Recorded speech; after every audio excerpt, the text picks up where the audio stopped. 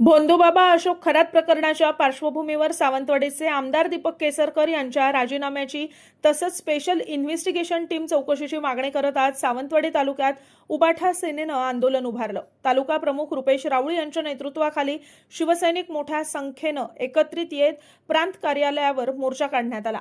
यावेळी प्रांत अधिकाऱ्यांना निवेदन सादर करून हे निवेदन मुख्यमंत्री देवेंद्र फडणवीस यांच्यापर्यंत पोहोचवावं अशी मागणी देखील करण्यात आली आहे। जय शिवाजी हिंदुहृदय सम्राट सरसेनापती बाळासाहेब ठाकरे यांचा आदरणीय पक्षप्रमुख माजी मुख्यमंत्री शेतकऱ्यांचे कैवारी श्री उद्धव बाळासाहेब ठाकरे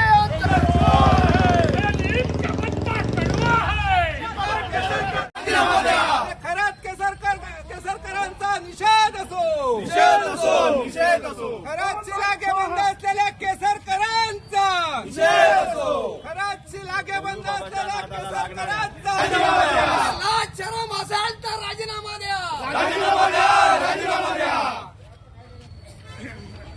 जय भवानी जय उद्योग व्यवसाय निर्माण केलेले दिसतात, पण आज खऱ्या अर्थानं दुर्दैवाची गोष्ट आहे की या खराताला राजकीय पाठबळ हे केसरकरांमार्फत मिळालं आणि केसरकर आमदार आहेत।